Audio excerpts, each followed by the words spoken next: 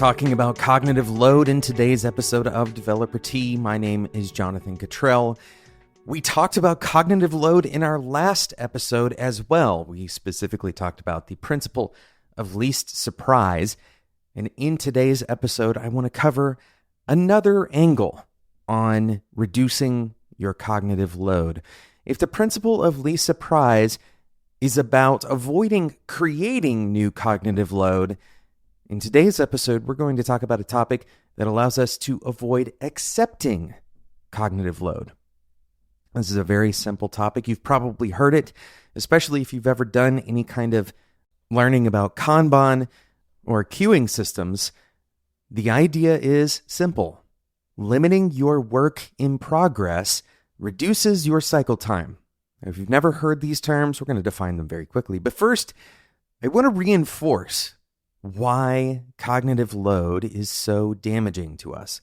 It's a very simple exercise. I want you to take out a piece of paper, or if you're on your phone, you can do just a note, like a notepad note, and you can almost see the same effect. And we've done this exercise on the show before, but this is, once again, kind of underscoring how much cognitive load and task switching, how much that can affect us. So there's two versions of this exercise that I want you to try. The first is the simplest version. Write your name first and last, or alternatively, if you don't have a first and last name that you would identify by, then choose two words that you're very familiar with that are easy to spell.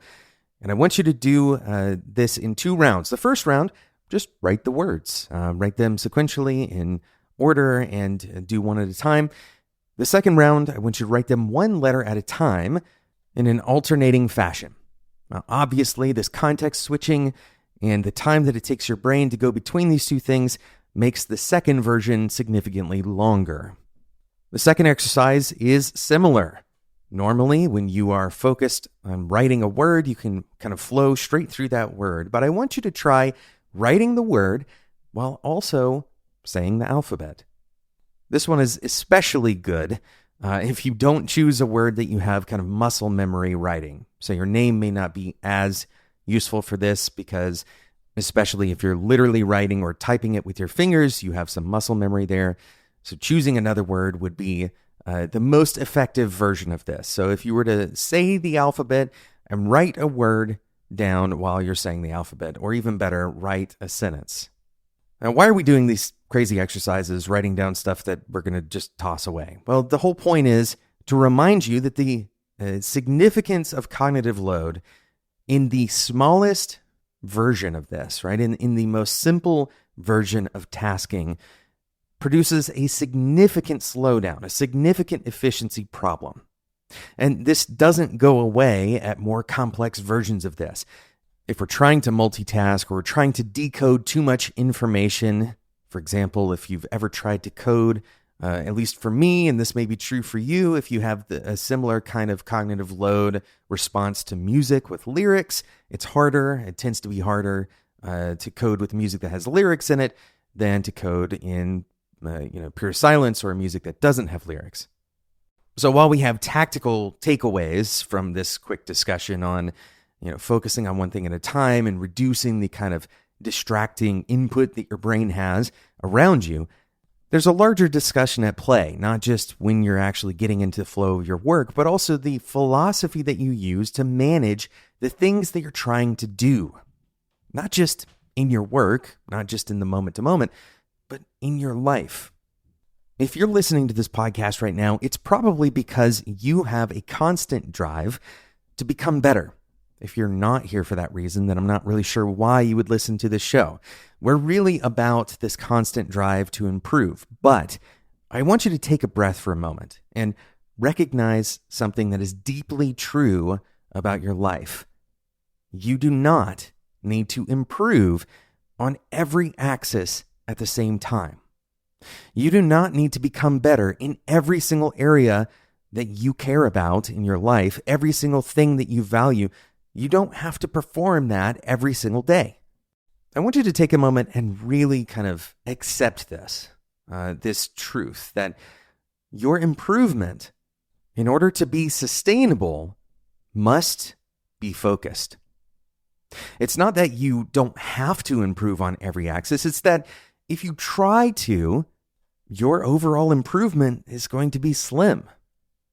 We talk about limiting work in progress, not only to reduce cycle time, that is, the amount of time between committing to do something, some piece of work, and actually finishing it, but specifically to reduce the cognitive overhead, the cognitive load, the difficulty that is presented when you have too many priorities. So what this all really amounts to, what this really means is two things. I want you to practice this today and every day going forward, because if you do this, not only are you going to see your improvement accelerate, but a lot of that stress that you probably are carrying from trying to improve on every axis all the time will just kind of evaporate. The first thing is limit everything in progress. Limit everything in progress. This isn't just about your work. This isn't just about your relationships. This is about everything you do. If you can't find proper limits for everything in your life, all of those negative effects of focus splitting are going to come true, and you won't make any meaningful progress in any one area. You'll end up being spread far too thin. So limit everything in progress. Now, one way to help you do this, and this is the second thing I want you to take away from this episode, is relentlessly remove things that you're considering committing to. Another way to say this is say no more often. But you don't even have to say no to just remove something from your consideration. There are a lot of things that we ourselves generate as potential pathways, potential activities, potential interests, efforts that we want to commit ourselves to. I want you to look at that list. And if you're paying a lot of attention to the language that we're using, you might think about this as kind of a backlog of items, right? I want you to relentlessly eliminate the items in your life's backlog. Here's why. Very often, we allow these items to implicitly make it into our in-progress work. What does this mean? It means that we start projects that we never intend to finish. You probably, like me, have a long list of domain names that have never become anything. These are items that in your mind you imagined committing to. Instead of explicitly saying, I'm going to remove the items from my life backlog, I'm going to be relentless about saying no before something ever makes it into that headspace, ever makes it to the stage where I can commit to it, right? Instead of being relentless, we've allowed these things to just take our time and attention and effort, and they add to our stress. They add to our everything in progress. The trick here is that it's much more painful. It is much more painful to eliminate something that is already in progress than it is to eliminate it before we ever let it go into progress. In other words, releasing those domain names is a lot harder than never buying them in the first place. Now, I want you to notice some nuance here. We're not just saying being relentless about the work that you do, being relentless about saying no. We're adding a layer of context to this. When should you say no? Being relentless about saying no as early as possible, having a very strict filter about what you'll even consider as a priority. This is the path to limiting everything in progress. You've probably seen prioritization systems that enable this. For example, Ben Franklin had 13 virtues, but he only practiced one per day intentionally. Intuitively, you can see how this would be much easier. In any given situation, if he only had one virtue to try to employ, this would be much easier than trying to do the mental calculus on which virtues apply in which situations and how should I balance between them in each given situation. Instead, Benjamin Franklin chose one per day. This improvement on a single axis is a great example of limiting work in progress, limiting everything in progress.